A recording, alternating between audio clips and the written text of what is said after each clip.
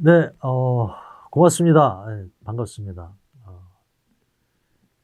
구자영 작가입니다. 추영준 기자님이시고, 예. 뭐 인사 좀 해주시죠. 예. 예, 안녕하세요. 추용준입니다. 네. 저는 우리 추 기자님 뵈면은, 저는 약간, 이제, 올드한 사람이니까, 예.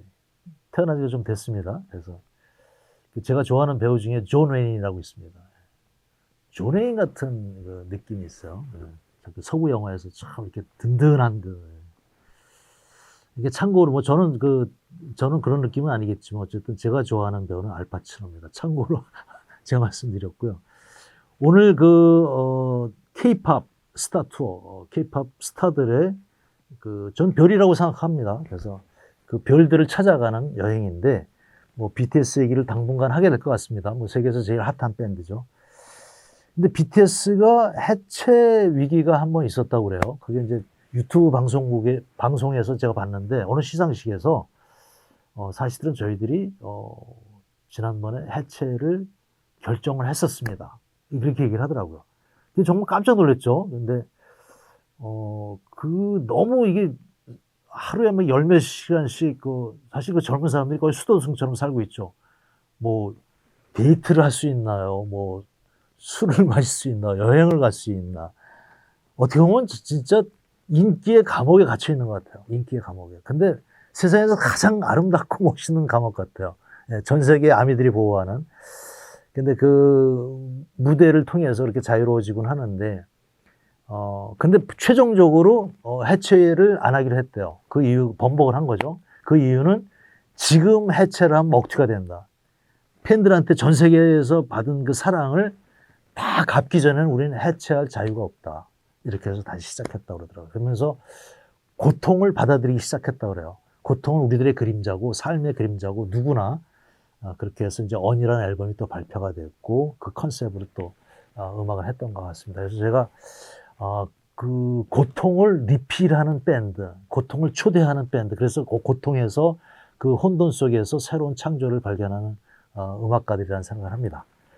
근데 그런 이제 해체 위기를 본인들이 나와서 얘기한 적이 있었는데 또 한때 약간 불거졌던 이야기들이 또 있었죠. 그 빅히트 소속사와의 그 이제 뉴스로도 발표가 됐던 거죠. 예, 예, 그 얘기를 좀 해주시면. 예. 그때 2010년인데, 네네네. 한 이제, 방송에서, 네. 방탄소년단, 멤버들과 회사 간에, 네. 소속사 간의 그 수입 분배 문제를 제기하면서 예. 한번 휘청거렸죠. 그래서 그때 저는 그걸 몰랐어요. 그런 적이 없었는 줄 알았습니다. 예, 그래서 그때 아주 분위기는 아주 심각했어요. 그럼 그 정도였었나요? 예, 예. 그래서 해체되는 줄 알았어요. 예. 진짜. 왜냐하면 가장 예민한 사안이잖아요. 이 그렇죠. 수익 분배라는 게. 네네네. 그래서 왜 이런 일이 있을까 하고 이제 저도 좀 그때 그 방송 이후에 이제 후속 취재를 해가지고 했는데 하여튼 결과적으로는 잘 마무리됐어요. 서로 그 멤버 부모들이 이제 결여돼가지고 같이 그래서 서로 오해를 다 해소하고 잘 풀었어요. 그때가 아마 최대 위기였을 겁니다. 방탄소년단 잘 헤쳐나간 거로. 그렇죠. 예. 사실 세계적인 밴드가 되면은 그때부터는 사실 그 무명 시절의 계약과는 좀 다르게 새로운 계약이 필요하죠. 제가 예전에 동방신기 있잖아요. 동방신기 5명이. 그때도 그룹이 해체된 거 아닙니까? 그래서, 그룹 이름은 그대로 이제 윤호하고 최강창민이가 이제 쓰는데 나머지 3명이 나갔잖아요. 그래서 그렇죠. 그때도 그때 요란했었죠. 예, 그 해체된 그 부모들이 어떤 그 그룹과 관련된 사업을 벌리다 보니까 그게 이제 문제가 돼서 해체가 됐거든요.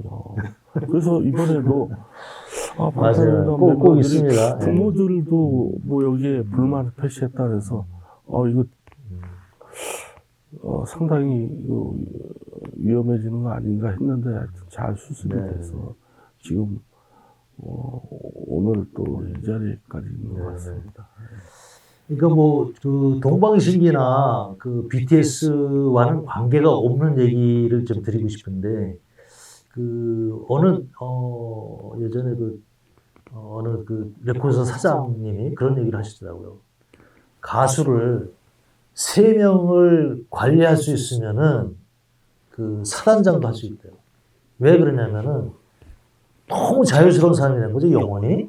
그래서 그 어디로 튈지 모르는 거예요, 이 가수들이. 굉장히 감정적인 또 사람들이니까. 그래서 관리가 안 된다는 거죠. 특히 TV병이 있대요. TV 그 쇼 프로그램에 3번을 갔다 오면은 그때부터 이제 완전히 말을 안 듣는데요. 예.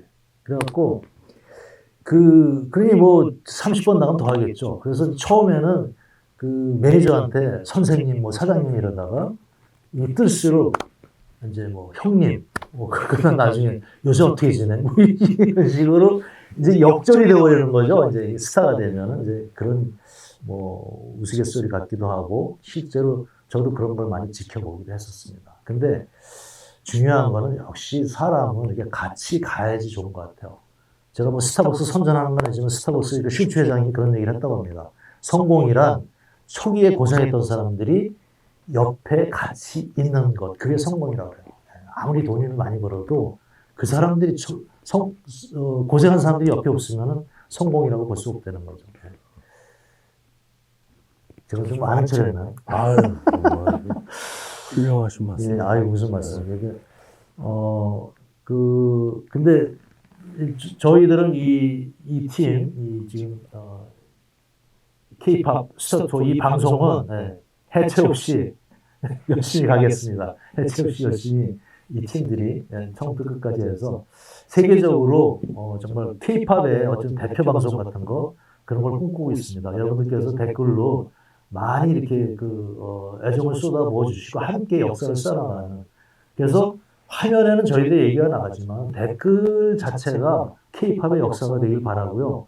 그리고 뭐 BTS를 또 앞으로 또 블랙핑크는 여러 가지 하겠지만은 그런 K-팝 스타들의 역사가 그 댓글 자체에 아로 새겨져서 정말 그 은하수 같은 갤럭시 같은 그런 방송이 됐으면 좋겠습니다.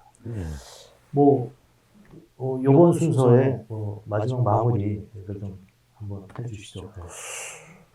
이번 순서가 그 해체. 네네네. 하여튼 해체가 안 돼서 좋았고요. 앞으로도 계속